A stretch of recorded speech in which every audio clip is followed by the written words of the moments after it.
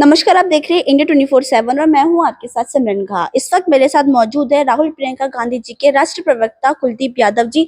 Sir, आपको बहुत बहुत स्वागत है हमारे चैनल में। मैं आपसे पूछना चाहूंगी, अभी जिस हिसाब से इंडिया गठबंधन में अकेले 99 सीट कांग्रेस की थी, लेकिन कांग्रेस जो 99 से ज्यादा सीटों के साथ चुनाव में उतरी थी, तो आपको क्या लगता है कि इसमें किस चीज की कमी रह गई?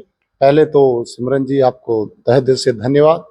देखिए, इस बार राहुल गांधी जी जिस प्रकार से मैदान में उतरे, जनता के बीच में उतरे, मणिपुर से कन्याकुमारी तक और फिर उसके बाद मणिपुर से महाराष्ट्र तक, तो ये पद यात्रा करके जमीन पे उतरने का काम किए।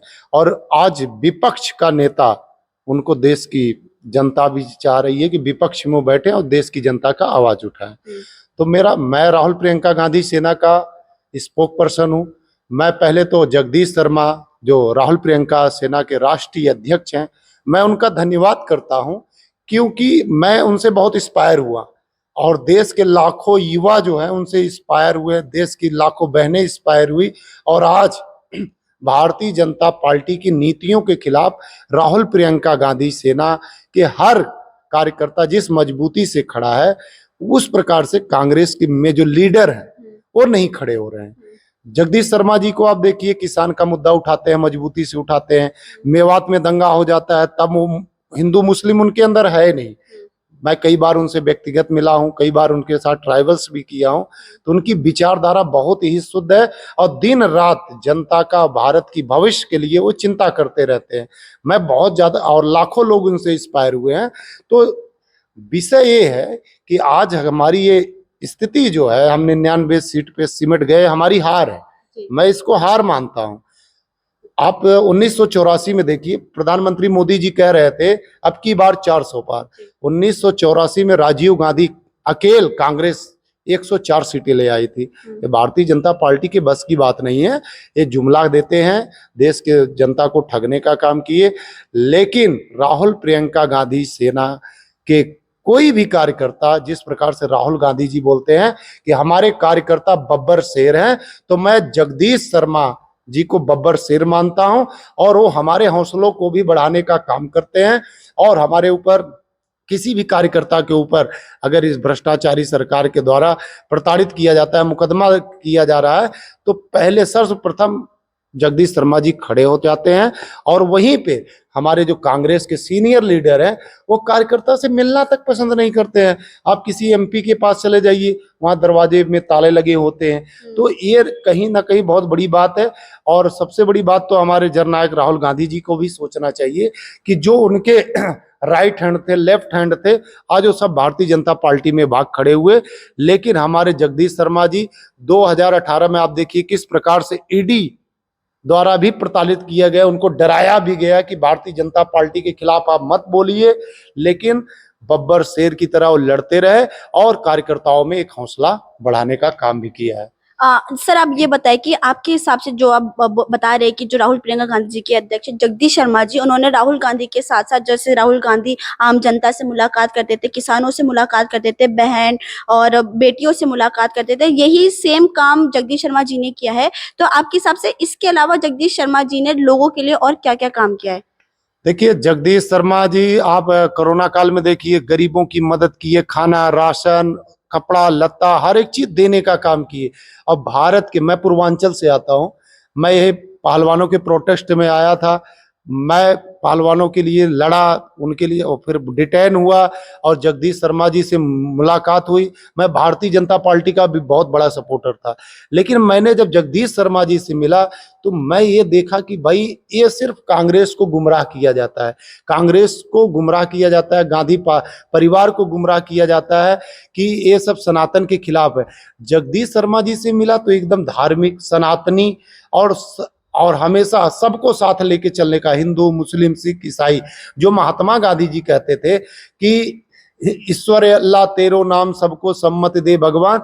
तो मैं ये छवि पंडित जगदीश शर्मा जी के विचारों में पाया।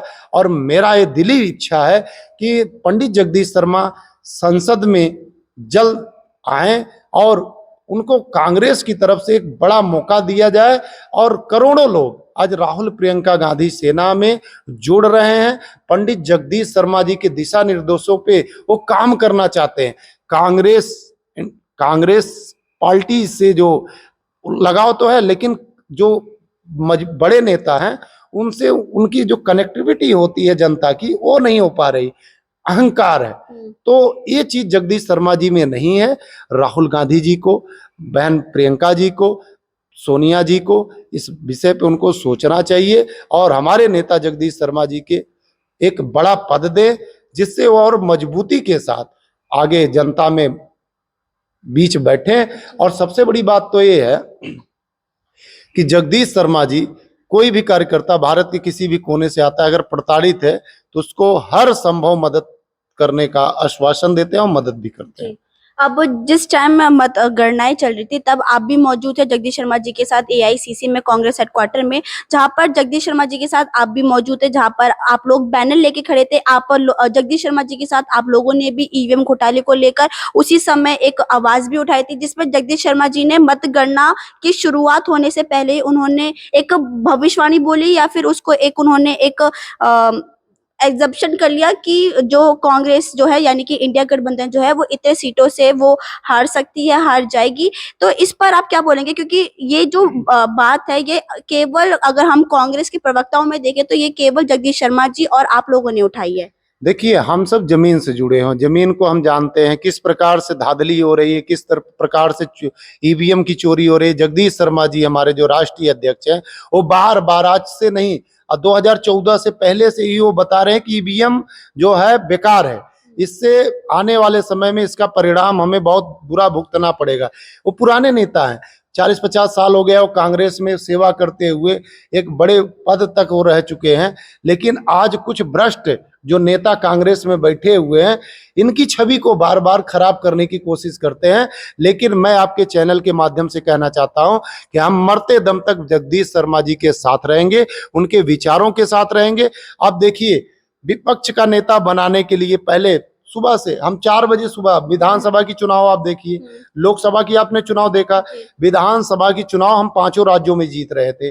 पंडित जगदीश शर्मा ने यह भी बताया कि किस प्रकार से ईवीएम का खेला हुआ। और लोकसभा की चुनाव में आप सुबह सुबह आपने देखा, आप सबने कवर किया कि हम लोकसभा का भी चुनाव जीतते, लेकिन कहीं ना कहीं ईवीएम सबसे बड़ा मुद्दा है। और जिस राहुल गांधी जी जिस प्रकार से सवाल करते हैं तो उनकी सदस्यता रद्द कर दी जाती है, उनके घर को छीन लिया जाता है। इसी प्रकार से पंडित जगदीश शर्मा जी भी प्रताड़ित हुए हैं, ये भारतीय जनता पार्टी सरकार से, एनडीए सरकार से, लेकिन वो कभी हारे नहीं है। और कांग्रेस के जो सीनियर लीडर हैं, आप मुझे एक नाम बता दीजिए, आप मुझे एक नाम बता दीजिए जिस मजबूती से राहुल गांधी और पंडित जगदीश शर्मा जी जनता के लिए आवाज उठाते हैं, सरकार के खिलाफ बोलने का काम करते हैं, उसी प्रकार से कोई भी एक नेता कांग्रेस का मुझे बताने का काम करिए, है कोई नेता? तो पंडित जगदीश शर्मा जी को हमारी इच्छा है कि राहुल गांधी जी, सोनिया गांधी जी, बहन प्रियंका जी, माननीय खड़गे जी, इनको एक ऊंची पद दें जिससे कांग्रेस को मजबूती मिले और हमारा सबका भी हौसला बुलंद हो और कार्यकर्ता और मजबूती से काम करे। और सर्वप्रथम आपके चैनल पे फिर मैं आह्वान करता हूं कि ये 99 सीट जो हमें मिला है, हमारी सबसे बुरी हार है और हमें ईवीएम के लिए लड़ना होगा। अभी देखिए, नेट का परीक्षा पे 18 बच्चों की आत्महत्या कर लिए, तो राहुल गांधी जी आवाज उठा रहे हैं, जगदीश शर्मा जी आवाज उठा रहे हैं, है कोई लीडर आप बता दीजिए कांग्रेस का जो आवाज उठा रहा है? इंडिया में भी बहुत सारे हमारे साथी हैं, कोई नहीं आवाज उठा रहा है, सब डरे हुए हैं ना। लेकिन हमारे जगदीश शर्मा जी नहीं डरने वाले हैं, राहुल गांधी जी के बब्बर शेर हैं और हम सब पंडित जगदीश शर्मा जी के बब्बर शेर हैं, क्योंकि हमें आज ये मंच जो मिला है और आज ये जनता की जो आवाज उठा रहे हैं, हम इसमें सबसे बड़ा श्रेय माननीय जगदीश शर्मा जी का देंगे और मरते दम तक उनके साथ रहेंगे, उनके विचारों के साथ रहेंगे, कांग्रेस को बढ़ाने का काम करेंगे। जय हिंद, जय भारत।